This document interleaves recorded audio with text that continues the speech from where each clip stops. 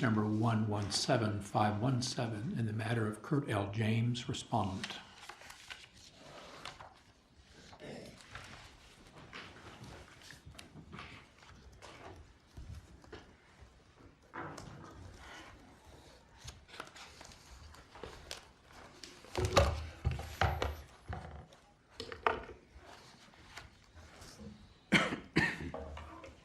Good morning, Mr. Chief Justice. I'd like to reserve 3 minutes for rebuttal, please. 3 minutes is granted. Thank you. Deborah Hughes, Deputy Disciplinary Administrator, appearing on behalf of the Disciplinary Administrator's Office. May it please the Court, Counsel. We're here today on a disciplinary action that's uncontested, and it's before the Court through the Court's original jurisdiction. This case was heard by a hearing panel in February of this year. It was initiated by the filing of a formal complaint that was based on the initial complaints filed by 3 clients of Mr. James.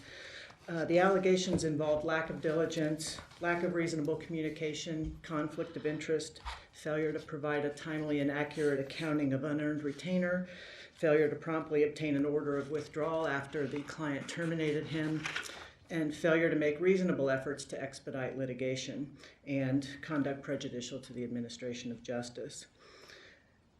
Mr. James filed an answer admitting all of the allegations of the formal complaint and the rules violations, and before the hearing, we had stipulations to all of the facts and to the rules violations. Based on that, the hearing panel found that Mr. James violated Kansas Rules of Professional Conduct 1.3, that's lack of diligence, 1.4, communication, 1.7, conflict of interest, 1.15, safekeeping of client's property, 1.16 on withdrawal, 3.2 on, I've drawn a blank. It has to do with delay in litigation, and 8.4D, which is conduct prejudicial to the administration of justice. So at the hearing, the only question before the hearing panel was what was the appropriate discipline. And since the respondent did not file exceptions here before the court to the hearing panel's report, that is the issue before the court today. There was a joint recommendation by the parties before the panel for discipline, and it was 1 year suspension with a 3-year probation plan based on the proposed probation plan that Mr. James had submitted. The panel's recommendation was similar. They have recommended a suspension for 2 years and that Mr. James be placed on 3 years probation. The specific terms and conditions of the probation that the hearing panel recommended to this court include practice supervision. That's the primary feature of the probation plan. And the practice supervision requires that Mr. James meet with his supervisor weekly during the first 18 months of the probation plan and then monthly for the last 18 months. Those meetings are detailed meetings weekly in which Mr. James provides his supervisor with an updated inventory of his cases, and he discusses his plan of action and the status of each case with the probation supervisor. They also review his schedule for the upcoming week and month to determine whether or not appropriate notices have been sent to the client of any upcoming hearings, and discovery, whether discovery is being complied with and that kind of thing, and also to just ensure that he's being compliant with all of the terms and conditions of his probation. The supervisor also conducted an initial audit, and then under the terms of that proposed probation plan and as approved by the hearing panel, he would conduct an audit every 6 months of Mr. James's files. And in addition, he provides monthly reports to our office of all of the weekly meetings. There was also a provision in there for Mr. James to provide written office procedures to his supervisor because he didn't have any written office procedures, and that was part of what was at issue in the case. Also, the probation plan includes some client communication requirements, time for responding to emails, time for responding to letters and phone calls, and time requirements for preparing pleadings and particularly for filing journal entries after a hearing, and it's the preparation for filing that journal entry has been assigned to Mr. James. So our recommendation now before the court is the same as it was before the hearing panel. We recommend a 1-year suspension and that he continue on his probation plan for 3 years. The reason for that recommendation is that, first, with regard to the suspension, under the rules, the standards of the ABA, the suspension is the appropriate discipline in this case. It's the appropriate presumptive discipline, and then with the aggravating factors of the respondent's disciplinary history, which include instances to prior public discipline involving the same type of allegations, communication, lack of diligence.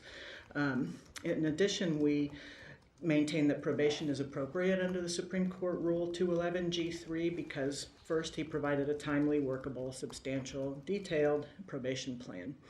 He put that plan into effect before the hearing, which was in February of 2017. He put it into effect in early December of 2016, and Mr. James and his supervisor conducted their first audit in December of 2016, and they had regular weekly meetings throughout the period of time leading up to the hearing in February.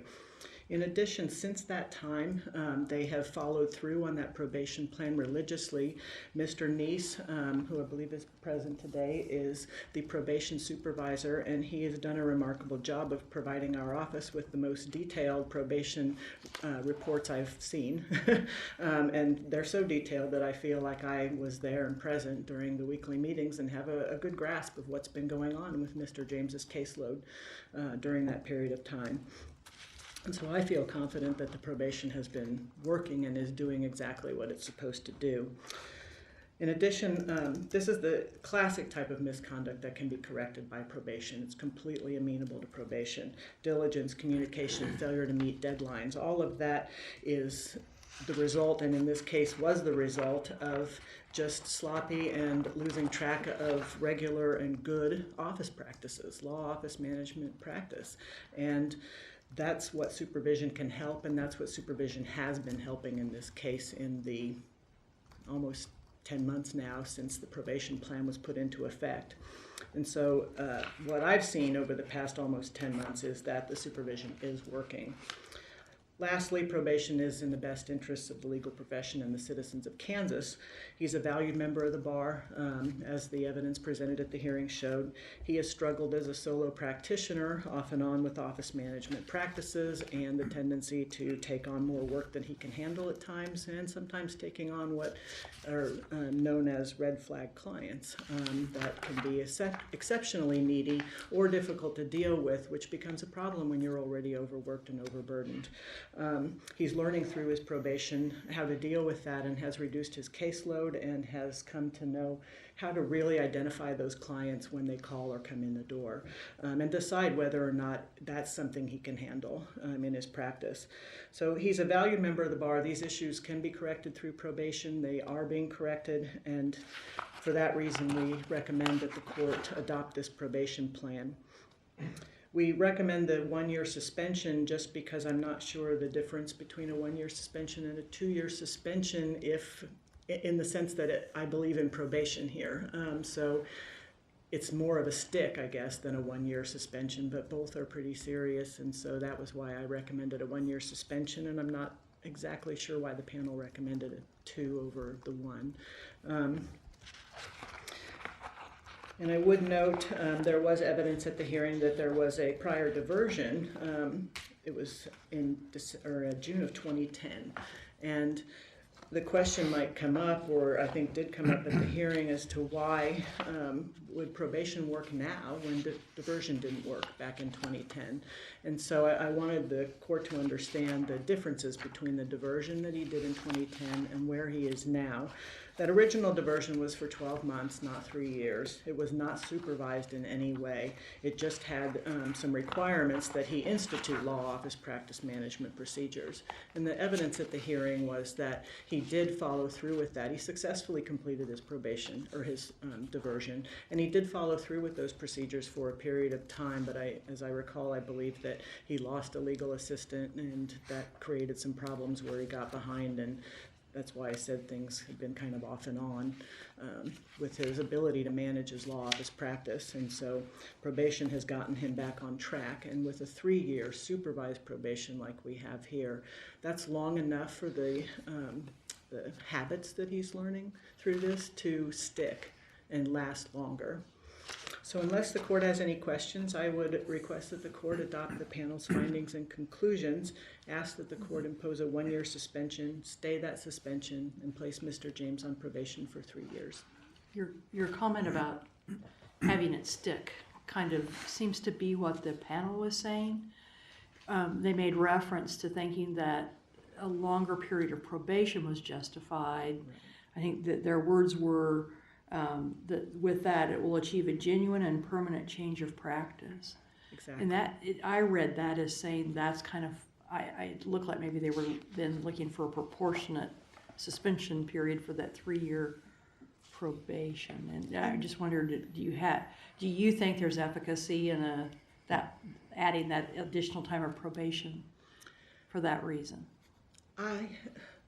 The probation period is 3 years, and that's what we recommended. I know the panel report says that they're imposing a longer probation than we recommended, but that's what we recommended. Right, and But I didn't know if they meant by that the longer, the stick, a little heavier maybe. stick. Maybe that is what I they don't meant. know. I hadn't read it that way, and I can see that. I would just be hopeful that either the 1-year or the 2-year suspension wouldn't be necessary in any event because he would complete his probation term successfully. If he doesn't, my point is that for a practitioner of his age and the type of practice that he has, a 1-year suspension is probably just as devastating as a 2-year. Well, for a sole practitioner, any period of suspension is essentially a death sentence for your practice. Exactly. Any more questions? Thank you, counsel. Thank you. John Ambrosio on behalf of the respondent. May it please the court. We filed an amended, first of all, I accept the recommendation of both my colleague and the panel. The facts are accurate. The violations that are indicated in the report are dead on. We don't have any problem with that. The question is, what do? We filed our amended probation plan in November of last year. And Mr. Neese, who was a bankruptcy practitioner in Topeka, entered immediately and started supervising Mr. James. And I will tell you that this may have been the best putting of two people together in Mr. James and Mr. Neese. Mr. Neese has done a wonderful, wonderful job in supervising my client. He has managed to convince Kurt to get rid of the toxic clients, to know who are the toxic clients and don't take them on. It's my understanding that he has cut his practice down about 40%, and he is no longer taking every domestic case that comes in the door. As you know, in domestic practice, the people who are going through family problems like divorce, separate maintenance, etc., really need hand-holding. They need their lawyer to be in touch with them constantly. And frankly, Mr. James was not doing that during this pendency. And although it's not an excuse, it was an awful time in his life. His father, who he was very, very close to, lay dying in Colorado, and he made constant trips over a couple of years to visit with his dad and make sure he was being taken care of.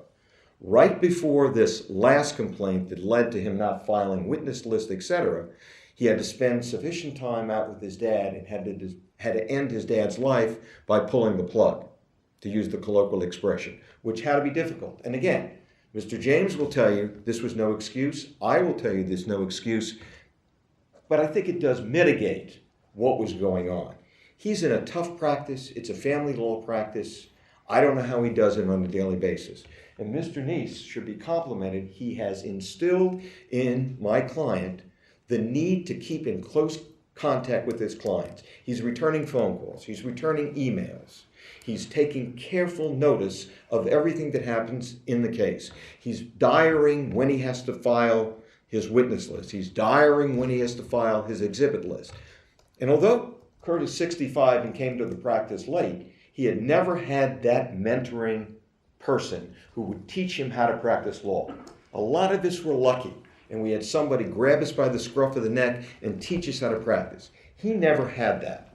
Now he has it in Mr. Neese, who is here today and is willing to answer any questions that you have, and he's doing a great job. I believe that Kurt James now is a great member of this bar and will serve the people of Shawnee County who need this type of practitioner. He's doing a good job. We have not received any more serious complaints, and it is my belief that if you follow the recommendation of the panel and my colleague, that we will save this man and allow him to service Shawnee County. With your permission, Mr. Chief Justice, my client would like to address you. Before we do that, counsel, do we have any questions? Very well, proceed, please. Thank you. Kirk?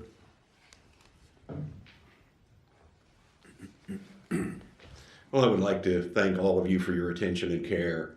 I'm particularly grateful to the deputy administrator. They have done what they can to make sure we can succeed. And I'm grateful for their practice. I'm also grateful, of course, to my colleague, Mr. Ambrosio, and to Mr. Mark Neese, who's been terrific, absolutely wonderful for me. I deeply regret what brought us here, and that any portion of my private life impacted my clients in any way or impacted my professionalism. And I'm glad it's behind me, and I'm glad for the chance to continue to serve the people here in Shawnee County. And thank you all. Do we have any questions for either counsel? Any closing remarks? No, Mr. Chief Justice. Thank you. All right, thank you both.